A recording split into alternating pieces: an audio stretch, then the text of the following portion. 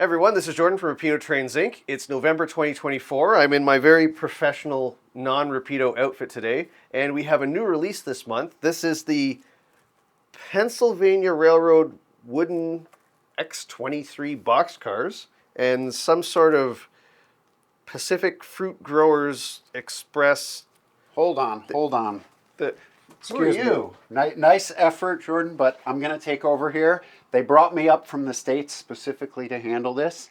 I'm Ted Culotta. You may remember me from such articles in Essential Freight Cars about cars such as these, steam era cars. And I'm here to try and provide a little clarity to this project. While I unbox it, I'm going to talk about some of the details as well.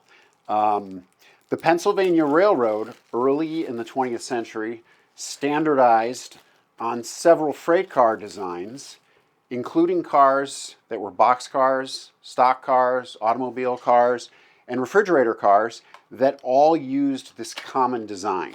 The refrigerator cars were in the Pennsy fleet for a couple decades, and then when the Fruit Growers Consortium was formed, Pennsy contributed their cars to that fleet.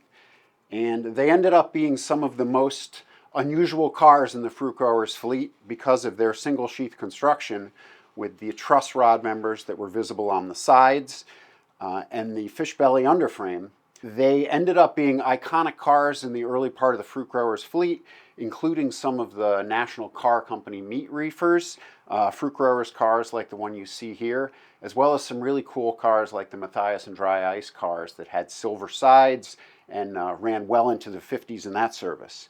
On the other side of that, you had the X23 boxcars, which were also iconic cars in the Pennsy fleet, again because of that unusual single sheath side that they had.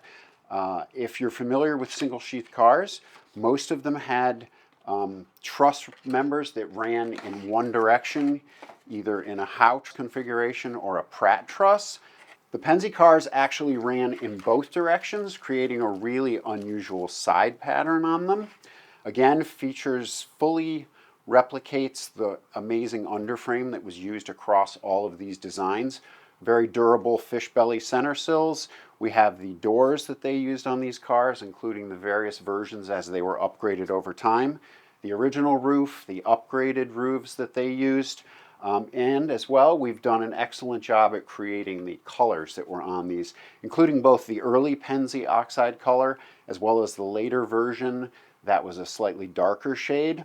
We got all of the lettering down to the finest details. Overall, this is just an incredible representation of an iconic car, and we're really happy with the way these came out. We're excited to see pictures of them on people's layouts.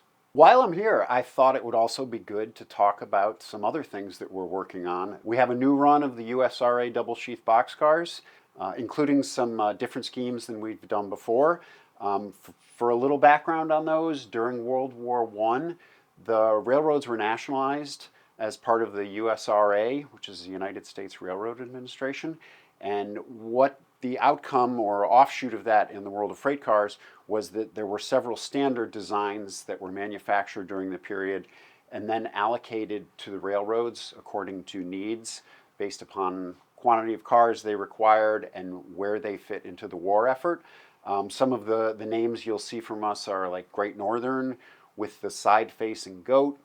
We have Toronto, Hamilton, and Buffalo coming, including that iconic yellow scheme with black and white stenciling that they had, as well as some really exciting other variations on that as well. If you remember the first launch we did of those, these are going to have all of the same features, details, and they should be a hit. And then the other thing that we have coming down the pike are the kind of the first tooling samples that we'll see of the 1937 AAR Boxcar.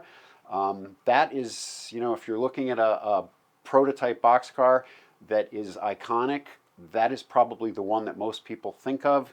It sort of started the full wave of standardization of freight car design, and we've covered several exciting roads in that you saw in the launch last year. We've also added 4 other schemes to that. If you've been looking at the website, we have an Ontario Northland newsprint car from the mid-60s to the 70s. We've added Lancaster and Chester's iconic gray and blue schemed cars, Northern Pacific's Main Street of the Northwest scheme, and a really attractive Florida East Coast car.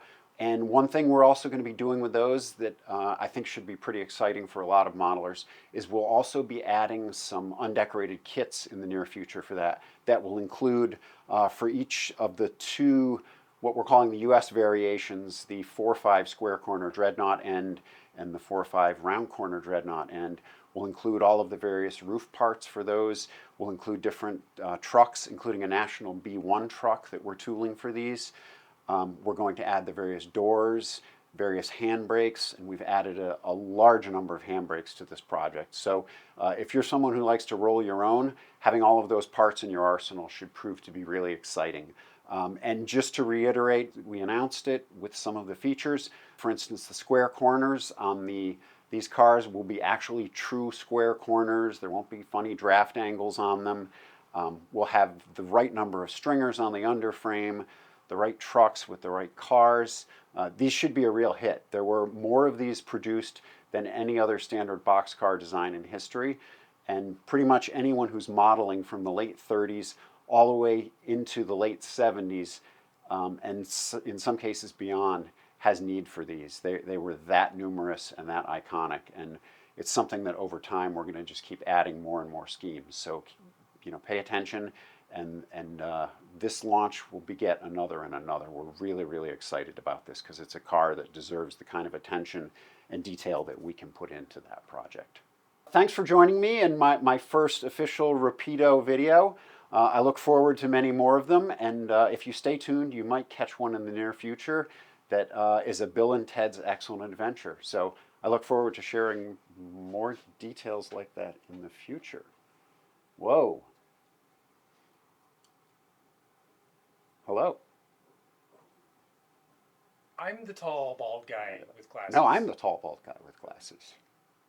Should I operate the camera now? What is even happening right now? You lunatics!